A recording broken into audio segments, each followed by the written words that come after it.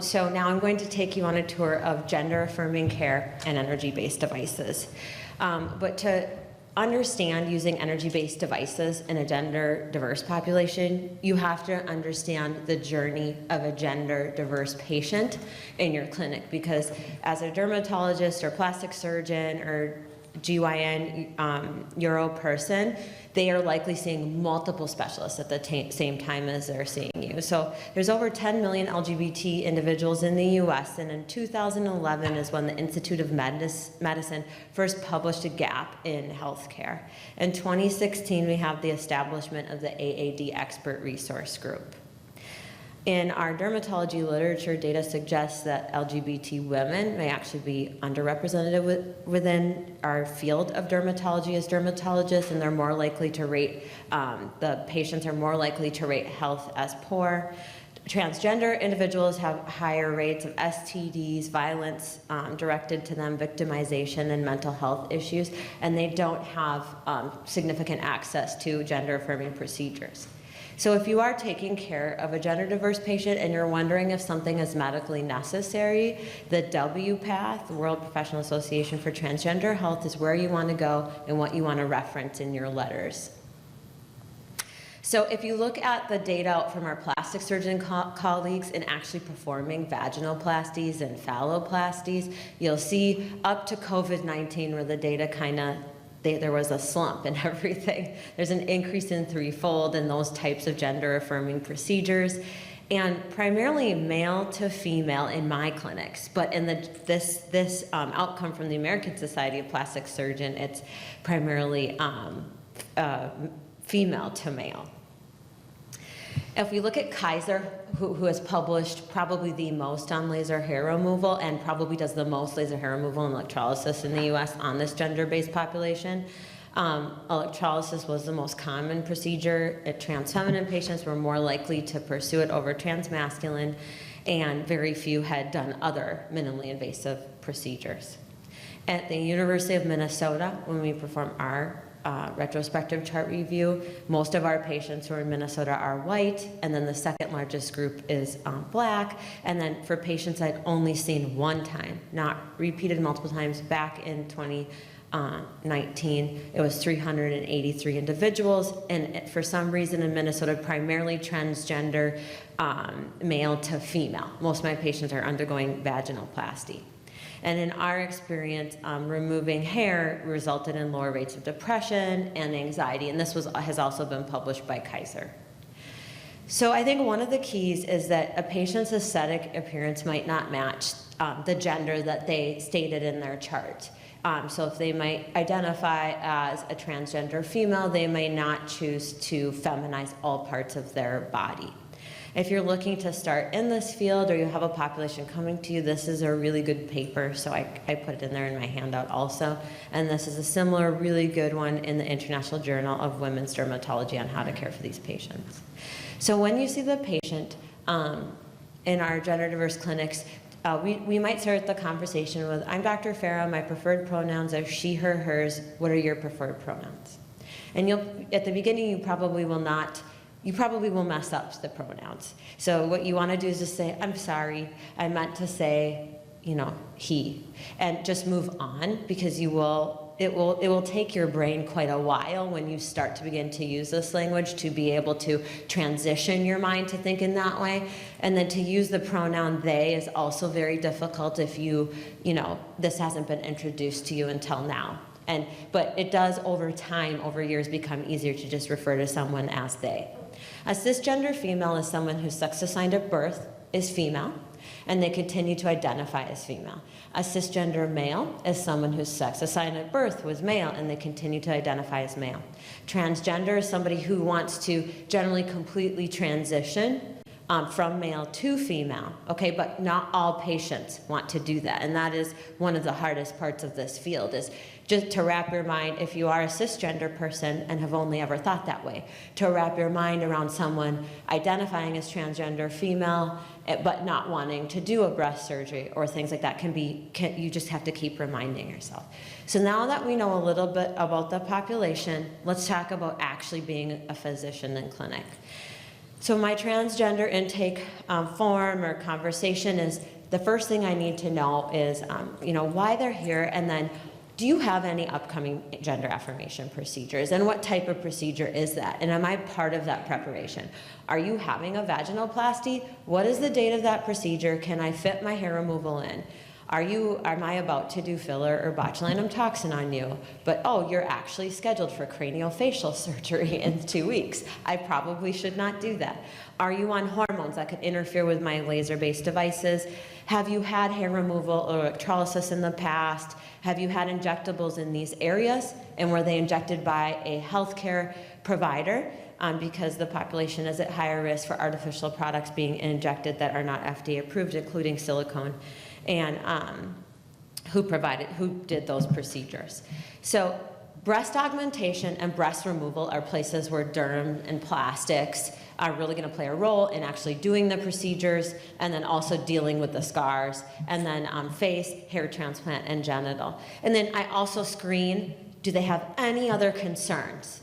Are they just in the dermatology clinic for hair removal for surgery, just for a scar, or are any of these other things problems for them, okay? And then just understanding the anatomic differences. In the hairline, in a more feminine face, the hairline is round. In a more masculine hairline, it's more of an M shape.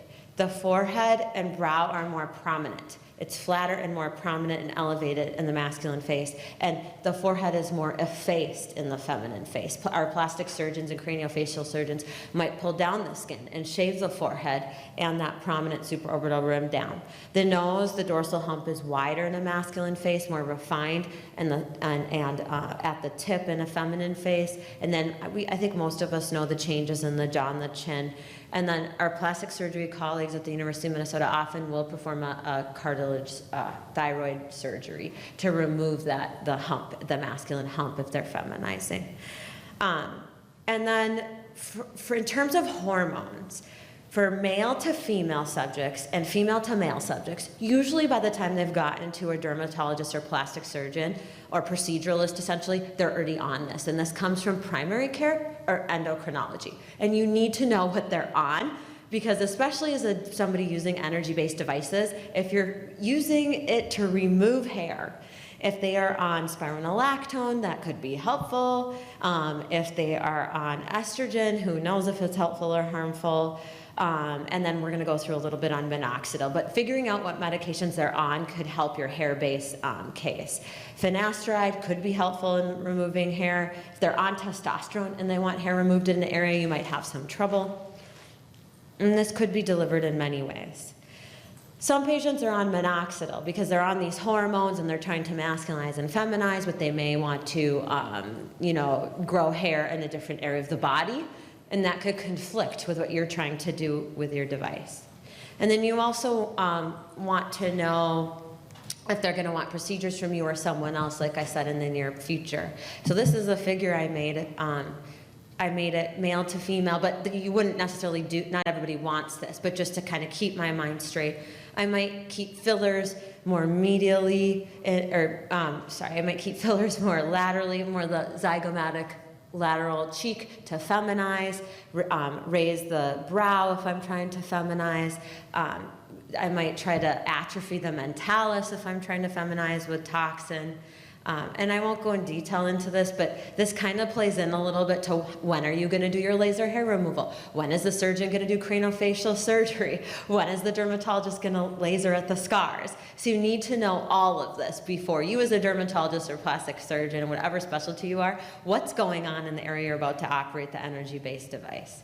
This is an example of a patient we did before and after lips. This patient is attempting to feminize, and we also placed filler at the zygomatic cheek. And this patient has had some outside polylactic acid at the cheeks, filler in the lips from us, filler in the mentalis, chin, attempting to atrophy for feminization. And then toxin to elevate the brows, toxin also in the masseter to feminize the face. Just so you know, there's also this new report in the last couple days of counterfeit botulinum toxin, possibly resulting in hospitalization of patients with botulinum currently in the US. So again, this patient population being at increased risk of these counterfeit injectables likely. And then finally, in terms of procedure, before I get into my actual patient cases and how I do it, be aware of hair transplantation as a proceduralist. So that feminine hairline, wanting to bring the hairline forward. If the patient tells you, I want to bring my hairline forward, I want it to be more round, they may not be telling you that they're trying to feminize. You might pick up that cue. This patient hasn't had a good healthcare experience and they just want a feminine hairline, but they don't want to tell you that they're transgender. So you really want to listen to them. And then non-hormonal based hair growth options that are light-based, photobiomodulation, like the comb or the caps, and moving that hairline forward. So now let's talk surgical and combining it with your energy-based devices. And these are my figures from my amazing medical students. So for a phalloplasty at the University of Minnesota, it depends where they're going, how they're going to create the neophallus. They may create this neophallus from the forearm, from the inguinal creases, or from the thighs. You must read the surgeon's record to determine which area of the body you need to prep.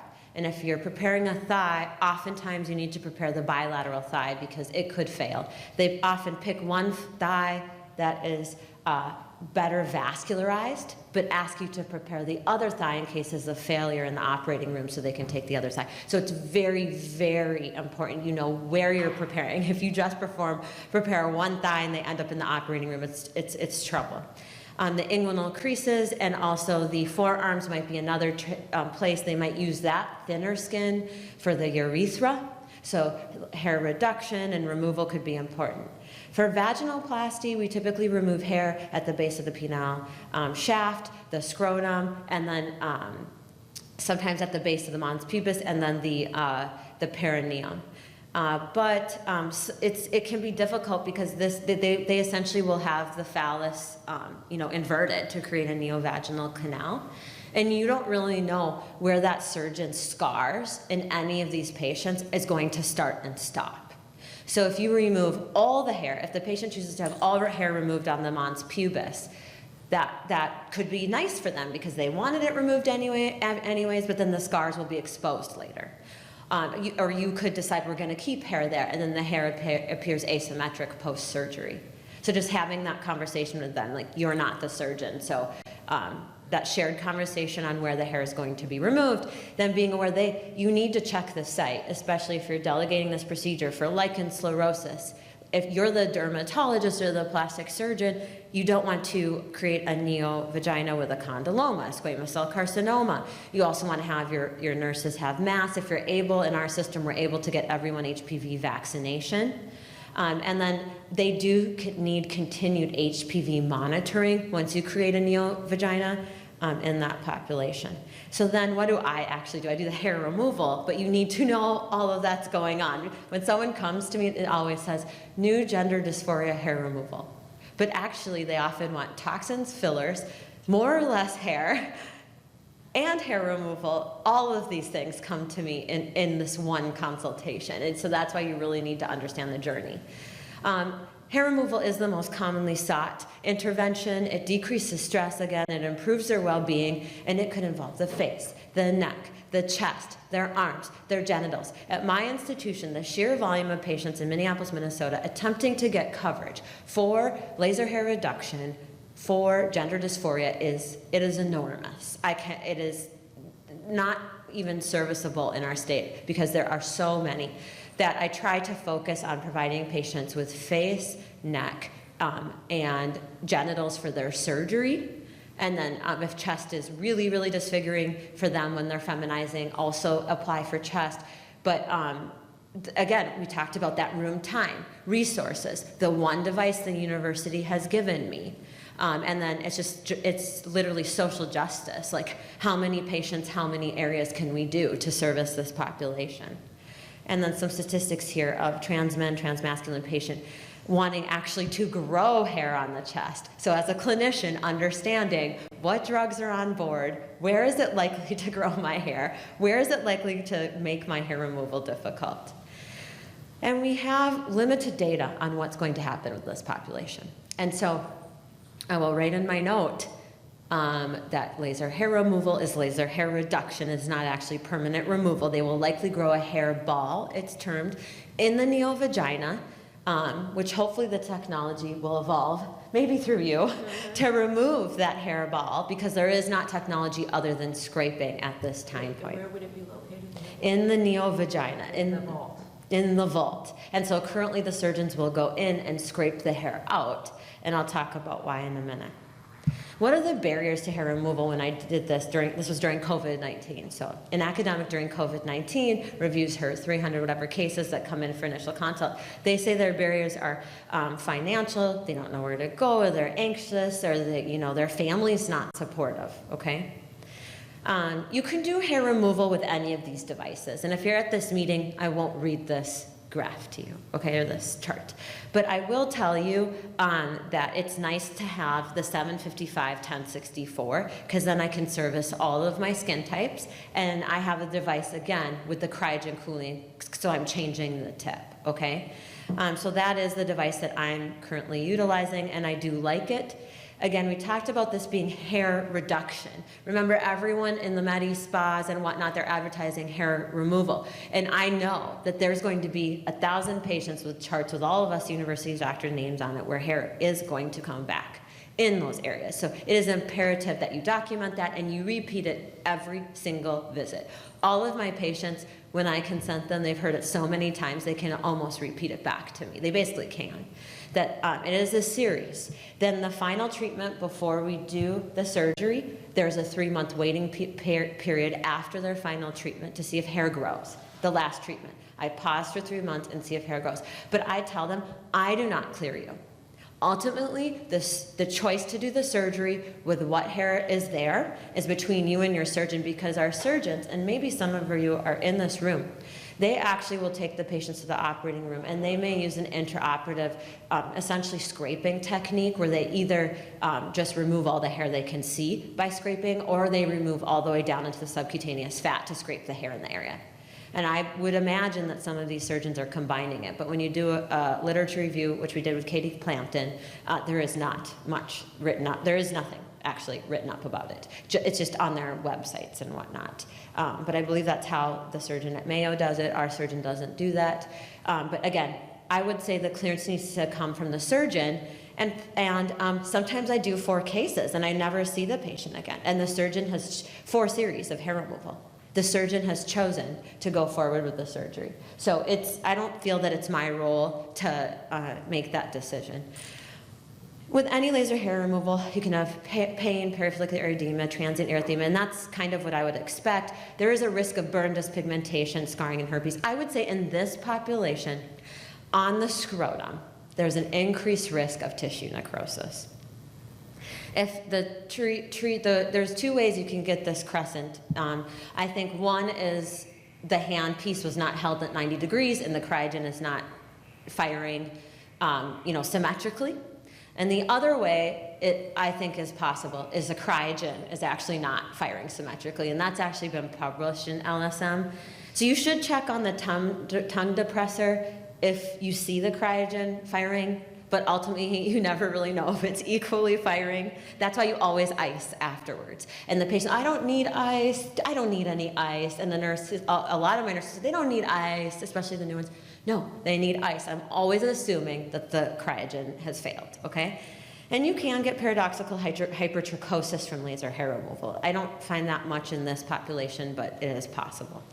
Rare complications, acne. I've seen acne, especially in the HS patients. Graying of hair. I haven't seen allergy to cryogen cooling myself. Urticaria, I haven't seen, but they say eye damage. Just make sure you have the correct eye protection. I personally avoid the glabella. I don't go inside the rim. I don't do eyebrows with laser hair removal. I'm scared of the rare reports of injury. But, to each his own. So when you're talking to these gender patients, why are you here for hair removal? Is it medical or cosmetic? It's usually medical in their case. What are they expecting? Because if they're expecting to transition, especially to female, I'm telling you, you're going to have a lot of trouble right here. This zone is extremely resistant to hair removal. You can get it down pretty good, but they're probably gonna need lifetime touch-ups and treatments. Which location, their skin type, their hormonal status, and are they gonna need numbing? So this is someone before, she has some mild acne, but still wanted her LHR today, and you could see some mild perifollicular edema after. This is a patient that's transitioning that wants hair removal. You can see on the jawline, the hair over the course of time has removed. But again, in my experience, this persistent perioral region, it's almost like I can't overcome it. It's the hormone sensitivity. I can't, even when I go outside of factory settings. And I am achieving perifollicular erythema and edema. Here's my arrow, see? So if you think I can go higher, maybe I can. So phalloplasty, the reason hair removal is medically necessary, and these are the reasons given in the literature, okay? You can have hair stones, wax, and follicular deposits within the neurourethra, and that is a huge surgical problem, okay? So you're trying to reduce your risk of urinary retention and all these things I've listed here. I won't read it to you. Vaginoplasty, you want to limit probably how much hair ends up in that neovaginal canal, because you can have just trapping. And we don't really know what the effects of that trapping are, and it could, make it difficult for monitoring and whatnot. So we do apply for both. I would say electrolysis is also an option, and I have a little graph that I'm going to take you through, but it is, quote, permanent, but that is operator dependent. Okay, so you still will not get all of the hair removed. Both ways, there will be hair growing back, and the aim is the least hair possible. So here's a patient, again, see I have this one resistant zone, did a couple test spots, we're getting some perifollicular erythema. So this is my so laser hair removal, we have selective photothermolysis and electrolysis, we have this electrical current, okay? Laser hair removal, it's fast, it's short, fewer sessions, less painful, treat a big surface area. Electrolysis costs money. You can't bill insurance in Minnesota. In some states you can't. Kaiser, I think they can bill, like Kaiser includes it, and you can treat blonde, white, red hair, and there's this, permanence. But again, it's this operator dependency. And then, because each hair must be treated with electrolysis, okay? And that's where you get that operator dependency. With laser hair removal, you can get paradoxical hypertrichosis, and you don't have that permanent hair reduction. So finally, let's move into energy-based devices that are not hair removal based for this population. So again, the reassignment surgery, where do they have their scars? Did they have top surgery? Is there scars on their chest? What do these scars look like? Are there scars on the mons pubis? Are they dyspigmented? What devices are you going to use, and what's their skin type? So I picked chest scarring to go through with you because it has been a real challenge for me, because you can get insurance coverage using the unlisted code. It's using that gender dysphoria code because of concerns for discrimination in Minnesota. It began that I couldn't get anything covered, but a lot of times when I use that code and write a letter, I can get this covered by insurance. With what I feel is appropriate billing amounts, but that took me 7 years. So I can help you if you want to do that. But 9 to 20% of these patients receiving these surgeries are gonna need treatment for the scars. It is a very high tension area. And so just to simplify, and I am not a plastic surgeon, so if you're out there in the audience, I am humbly saying, I often see scars from the double incision technique beneath the breast, or scars from the keyhole technique. Here's a patient before who's undergoing breast reduction into the side. Their breasts were removed. You could see these breasts were removed from the periareolar keyhole technique. There's still redundant tissue above. They're going to require a second procedure. And here they come into dermatology clinic. They want to start now working on the periareolar scar. But they're still going to upcome another surgery. So here I started doing low pulse dye laser, like 4 joules, 1.5 milliseconds, 7 millimeter spot. I started there. Eventually I started to do either 1550 fractionated laser or I didn't get very far with that. And I know people say that with, CO2 laser, you can have some complications, but I ended up going to CO2 laser. And I feel like I have had improvement with these patients. But you will never overcome the tension on that periareola, and I do think they will eventually need tattoos. You cannot change where the surgeon has put the nipple tissue. You can only change the scar. I was thinking in my mind, maybe microcoring could change it. Oh yeah, we're going. Almost done. What time is it? Well, you're 3 minutes. Okay. Well, I'll finish this quickly. So my settings before and after, my Kenalog 5FU. This is an example of the double incision beneath technique using the combination surgery and my settings that I used. Keep in mind these patients still need follow-up for invasive breast cancer. And then finally, acne scarring in this population. This population often has never been offered acne scarring because they've never seen a dermatologist. I have a big population of transgender patients paying out of pocket for acne scarring. And then I do think the biggest area this field can grow is probably body contouring. And this is from the JAD recommendations, what I put here, but that data is literally not there. So this is my conclusion. It's a diverse field. We have bottom surgery, top surgery. You can combine energy-based devices, and body sculpting may hold the future. And you can follow me here. Thank you.